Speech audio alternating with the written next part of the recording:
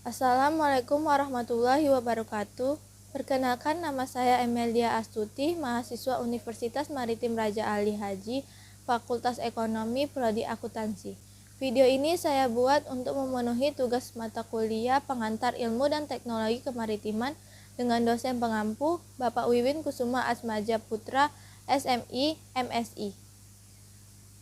Dengan judul materi Sosial Budaya Maritim.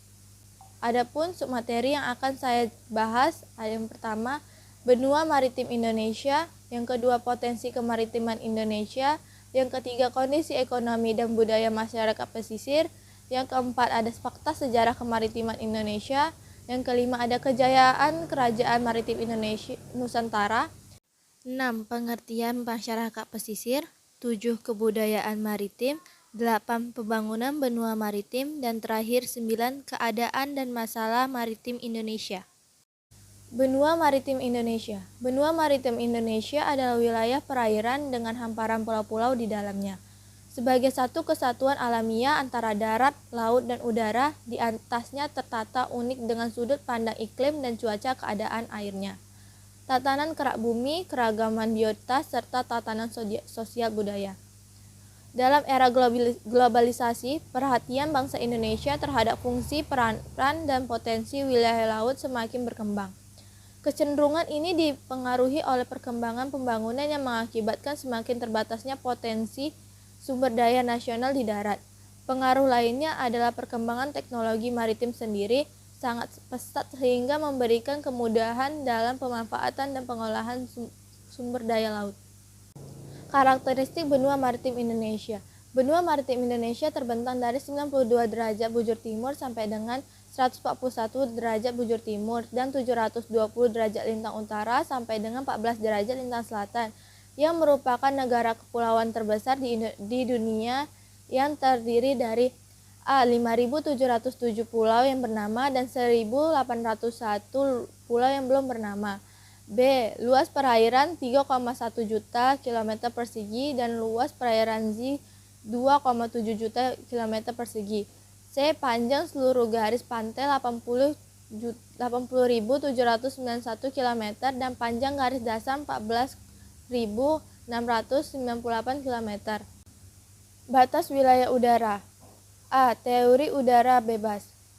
Air Freedom Theory. Teori ini terbagi atas dua. Kebebasan ruang udara tanpa batas. Ruang udara dapat digunakan siapapun. Yang kedua, kebebasan udara terbatas. Pertama, negara bawah yang berhak mengambil keputusan tertentu dalam memelihara keamanan. Yang kedua, negara bawah hanya mempunyai hak terhadap wilayah udara zona teritorial tertentu. B. Teori negara berdaulat di udara. The Air Sovereignty Theory. Yang C. Batas-batas yuridis wilayah laut. A. Perairan pedalaman merupakan bagian dari wilayah perairan Nusantara. Pada wilayah ini, Indonesia memiliki kedaulatan mutlak dan kapal-kapal asing tidak mempunyai hak lintas. B. Perairan Nusantara merupakan laut yang terletak di antara pulau, dibatasi atau dikelilingi oleh garis pangkal tanpa memperlihatkan kedalaman dan lebar laut tersebut. C. Laut teritorial adalah wilayah perairan di luar perairan Nusantara yang lebarnya tidak melebihi 12 mil laut diukur dari garis pangkal. D. Zona tambahan adalah wilayah laut yang diukur dari 12 mil dari laut teritorial atau 24 mil dari pangkal pantai. Pada batas ini Indonesia hanya bisa melaksanakan hak-hak tertentu saja. E. Zona ekonomi eksklusif adalah suatu daerah di luar dan berdampingan dengan laut teritorial.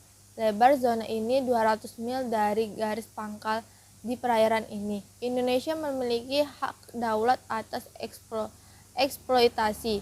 F. Landas kontinen adalah batas laut yang lebih dari 200 mil dari pangkal dengan ketentuan. 1. Lebar tidak lebih dari 350 mil dari pangkal dan tidak melebihi 100 mil diukur dari garis kedalaman 2.500 meter. yang G. Laut lepas. Potensi kemaritiman Indonesia. Sumber daya dapat dipulihkan. Pertama, potensi daya perikanan laut. Potensi sumber daya perikanan laut di Indonesia terdiri dari sumber daya perikanan pelagis besar dalam kurang 451.830 ton per tahun dan pelagis kecil dalam kurun 2.423.000 ton per tahun. Sumber daya perikanan 3.163.630 ton per tahun. Udang 100.720 ton per tahun. Ikan karang 80.082 ton per tahun dan cumi-cumi 328.960 ton per tahun. Dengan demikian, secara nasional potensi lestari ikan laut sebesar 6,7 juta ton per tahun dengan tingkat pemanfaatan mencapai 48%. Dirjen Perikanan 1995. 2. Hutan mangrove merupakan ekosistem utama pendukung kehidupan yang penting di wilayah pesisir. Fungsi dan peran hutan mangrove yaitu A. Menyusun mekanisme antara komponen mangrove dan dengan ekosistem lain, pelindung pantai dan pengendali banjir.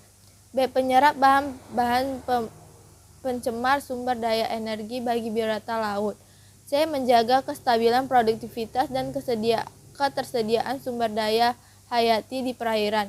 D. Sebagai sumber kayu kualitas 1, bahan kertas dan arang. 3. Padan laut dan rumput laut. Padan laut memiliki fungsi A. Merendam ombak dan melindungi pantai. B. Daerah asuhan larva. C. Tempat makan. D. Tempat tinggal biodata laut. E. Wisata bahari. 4. Terumbu karang. Peranan terumbu karang yaitu A. Pelindung pantai dari hempasan ombak dan arus kuat yang berasal dari laut. B. Sebagai habitat tempat mencari makanan.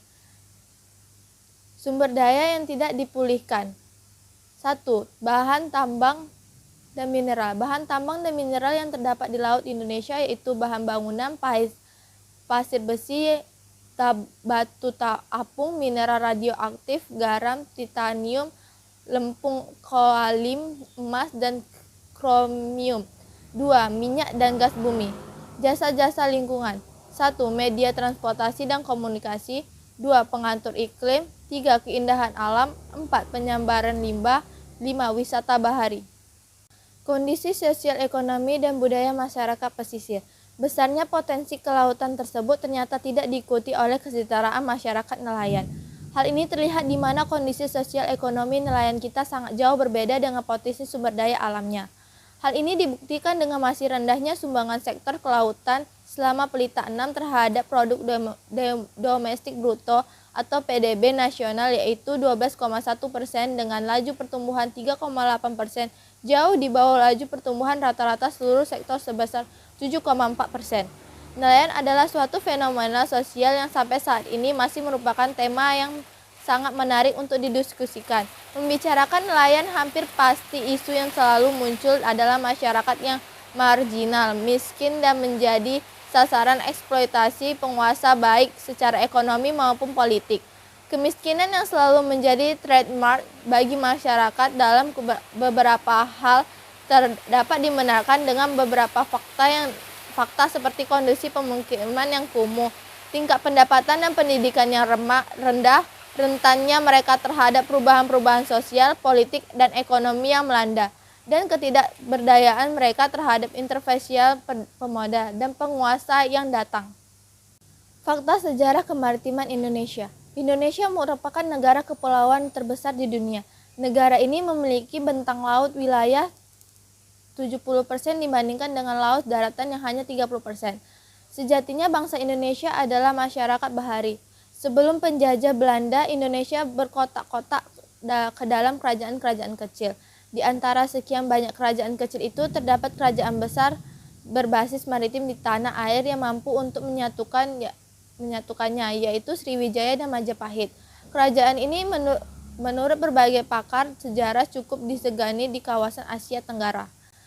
Indonesia merupakan negara kepulauan, antara pulau yang satu dengan pulau yang lain dipisahkan oleh laut. Tetapi dalam hal ini, laut bukan menjadi penghalang bagi setiap suku bangsa di Indonesia menjadi saling berhubungan dengan suku-suku di pulau lainnya. Fakta sejarah lain yang menandakan bahwa bangsa Indonesia terlahir sebagai bangsa maritim dan tidak bisa dipungkiri, yakni dibuktikan dengan adanya temuan-temuan situs prasejarah di beberapa belahan pulau. Penemuan situs prasejarah di gua-gua Pulau Muna dan Seram dan Arguni yang dipenuhi oleh lukisan perahu-perahu besar, menggambarkan bahwa nenek moyang bangsa Indonesia merupakan bangsa pelaut. Selain itu ditemukan kesamaan benda-benda sejarah di antara suku aborigin di Australia dengan di Jawa, menandakan bahwa nenek moyang kita sudah melakukan hubungan dengan bangsa lain yang tentunya menggunakan kapal-kapal yang layar. Kejayaan Kerajaan Maritim Nusantara. Sejarah mencatat bangsa Indonesia telah berlayar jauh dengan kapal bercadi. Dengan alat navigasi seadanya, mereka telah mampu berlayar ke utara lalu ke barat memotong lautan Hindia hingga Madagaskar dan berlanjut ke timur hingga Pulau Paskah. Dengan kian ramainya arus pengangkutan komoditas perdagangan melalui laut, mendorong munculnya kerajaan-kerajaan di Nusantara yang bercorak maritim dan memiliki armada laut yang besar. Memasuki masa kerajaan Sriwijaya, Majapahit hingga Demak, Nusantara adalah negara besar yang disegani di kawasan Asia maupun di seluruh dunia. Puncak kejayaan maritim Nusantara terjadi pada masa kerajaan Majapahit tahun 1293 sampai 1478. Di bawah Raden Wijaya, Hayam Wuruk dan Patih Gajah Mada, Majapahit berhasil menguasai dan mempersatukan Nusantara. Pengaruhnya bahkan sampai ke negara-negara asing seperti Siam, Ayutthaya, Lahore, Champa atau Kamboja, Annam, India, Filipina, Cina. Pengertian masyarakat pesisir. Pengertian masyarakat. Menurut Harold J. Lasky, masyarakat adalah suatu kelompok manusia yang hidup dan bekerja sama untuk mencapai terkabulnya keinginan-keinginan mereka bersama. Jadi dapat disimpulkan bahwa masyarakat adalah sekelompok manusia yang saling berinteraksi dan berhubungan serta memiliki nilai-nilai dan kepercayaan yang kuat dan untuk mencapai tujuan dalam hidupnya. Pengertian pesisir. Menurut Suegiarto 1976, Daharu et al. 2001, pesisir merupakan daerah pertemuan antara darat dan laut. Ke arah darat meliputi bagian daratan, baik kering maupun terendam air yang masih dipengaruhi sifat-sifat laut seperti pasang surut, angin laut, dan perembasan air asin. Sedangkan ke arah laut meliputi bagian laut yang masih dipengaruhi oleh proses-proses alami yang terjadi di darat seperti sedimentasi dan aliran air tawar, maupun yang disebabkan oleh kegiatan manusia di darat seperti pengundulan hutan dan pencemaran. Kebudayaan maritim. Sebuah perkampungan nelayan merupakan bentuk desa sederhana di mana masyarakat yang tinggal di dalamnya masih terikat dengan norma-norma kebudayaan yang kuat. Norma tersebut terbentuk baik secara alamiah maupun diperkuat dengan aturan dan bentuk perundangan sederhana yang membuat masyarakat tetap berada di bawahnya. Pendek kata, setiap aktivitas ekonomi mereka senantiasa ditundukkan pada dan dicampur dengan berbagai macam motif, yaitu motif sosial, keagamaan, etis, dan tradisional. Dari sisi konsumsi, kehidupan ekonomi desa tradisional dibangun atas dasar prinsip swasembada, di mana hampir seluruh kebutuhan hidup kesehariannya diproduksi atau dipenuhi oleh desa tradisional tersebut. Kemampuan desa tradisional membangun struktur ekonomi demikian karena didukung penuh oleh adanya ikatan-ikatan sosial yang asli dan organis. Sistem kesukuan tradisional, kebutuhan-kebutuhan yang tidak terbatas dan bersahaja. Prinsip produksi pertanian semata-mata untuk keperluan keluarga. Pengekangan pertukangan sebagai alat untuk memuaskan kebutuhan, serta tidak terlalu berorientasi kepada laba atau non-profit oriented. Landasan struktur ekonomi desa tradisional diletakkan pada prinsip hemat, ingat, dan istirahat. Boyd 1982 halaman 22. Pembangunan benua maritim. Pembangunan maritim. Pada dasarnya, wilayah Negara Kesatuan Republik Indonesia jika ditinjau dari berbagai segi, baik dari segi geografi sampai sosial, budaya, serta ekonomi, maka layak disebut sebuah benua. Dan karena di dalamnya terdapat massa air yang mencapai lebih dari 3/4 luas wilayah Republik Indonesia, maka sebutan yang cocok untuk Indonesia adalah Benua Maritim Indonesia atau disingkat dengan BMI. Pembangunan benua maritim Indonesia memandang daratan, lautan, dan dirgantara, serta segala sumber daya di dalamnya. Suatu konsep pembangunan sehingga hal ini merupakan salah satu wujud aktualisasi wawasan Nusantara yang telah menjadi cara pandang bangsa Indonesia dalam melaksanakan pembangunan nasional yang berdasarkan Pancasila dan Undang-Undang Dasar 1945. Pemikiran pembangunan maritim Indonesia dilandasi oleh kenyataan bahwa 1. Lautan merupakan bagian terbesar wilayah Republik Indonesia dan merupakan faktor utama yang harus dikelola dengan baik guna mewujudkan cita-cita nasional.